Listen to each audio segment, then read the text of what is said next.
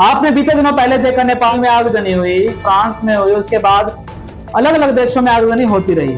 अब एक वैसा ही किस्सा हमारे, वैसे तो आमतौर पर छोटे छोटे प्रदर्शन होते रहते हैं, लेकिन इस बार जो प्रदर्शन लेह लद्दाख में हुआ है वह एक बहुत बड़ा मुद्दा बनकर उभर रहा है। क्या वजह है, क्या कारण है कि एक जगह जगह पर लाठी चार्ज हुए, पत्थरबाजी हुई, आंसू गैस के गोले फेंके। आइए मैं आपका दोस्त राहुल मुडाई एक नजर खबर की ओर। आइए आखिर क्यों जगह जगह लाठीचार्ज हो रहे हैं, तोड़ फोड़ की जा रही है लेह लद्दाख के अंदर। पूरी जानकारी इस प्रकार है कि जो लेह लद्दाख है वो थोड़े समय पहले जम्मू और कश्मीर से अलग किया गया था, ये सामान्य तौर पर सभी को मालूम। लेकिन उसके बाद होता क्या है कि जो लेह लद्दाख के लोग हैं वे ये कहते हैं कि लेह लद्दाख को पूर्ण राज्य का दर्जा दिया जाए, जो कि काफी सालों से मुद्दा चलता आ रहा है। अब बीते दिनों पहले ऐसा क्या हुआ कि ऐसे उग्र प्रदर्शन की जरूरत पड़ी।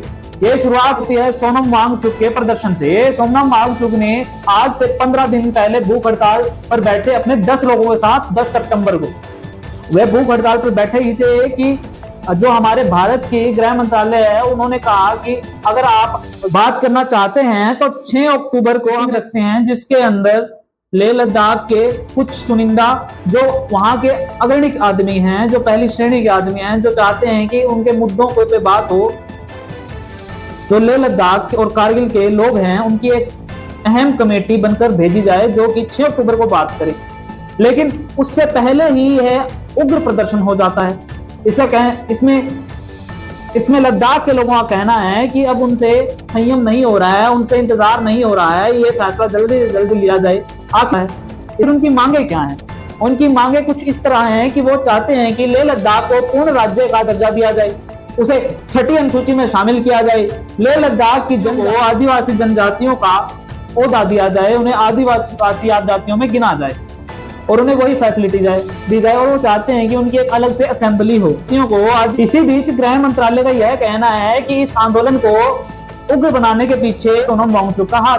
तो कहीं कहीं पर यह भी कहा जा रहा है कि जो सोनम वांगचुक हैं उनको विदेशों से फंडिंग होती है। तो कहीं पर यह सामने आ रहा है कि इस प्रदर्शन को अग्रेसिव बनाने के पीछे कांग्रेस का हाथ।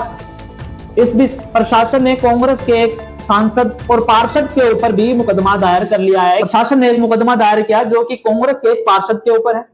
प्रशासन का कहना यह है कि जो प्रदर्शन था वो शांतिपूर्वक रूप से चल रहा था, उससे पहले एक बयानबाजी दी गई जिसके अंदर जनता एकदम से भड़क गई।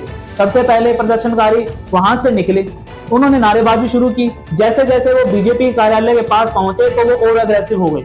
उन्होंने सबसे पहले सीआरपीएफ की जवानों के वाहनों को आग लगाई, तो वहीं उसके बाद उन्होंने पत्थरबाजी शुरू की, जिसके बीजेपी में सीआरपीएफ के जवानों ने भी जवाबी फायरिंग की, जिसके अंदर 4 लोगों की मौत हो गई, 70 लोग घायल हो गए। तो वहीं 30 पुलिसकर्मी भी घायल हैं। बीजेपी दफ्तर के अंदर घुसने के बाद में उन्होंने सबसे पहले तोड़फोड़ की, फिर मारपीट की, लोगों के साथ घायल हुए जहां पर लोग, और बाद में उसे आग लगा दी गई।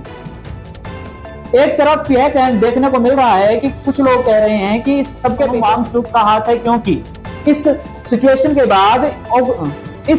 बाद जब प्रदर्शनकारी उग्र हुए तब से ही सोनम वांगचुक ने अपना धरना बंद कर दिया, उन्होंने भूख हड़ताल तोड़ दी और वह अपने गांव में चले गए। आपको क्या लगता है कि इस प्रदर्शन के अग्रेसिव होने के पीछे कांग्रेस पार्टी का हाथ या सोनम वांगचुक का हाथ? सोनम वांगचुक ने तो सीधा सीधा यह भी बयान दिया है कि इसके पीछे कांग्रेस के किसी भी नेता का हाथ नहीं है, क्योंकि किसी भी नेता में इतना दम नहीं कि वह लद्दाख में ऐसे प्रदर्शन करवा सके।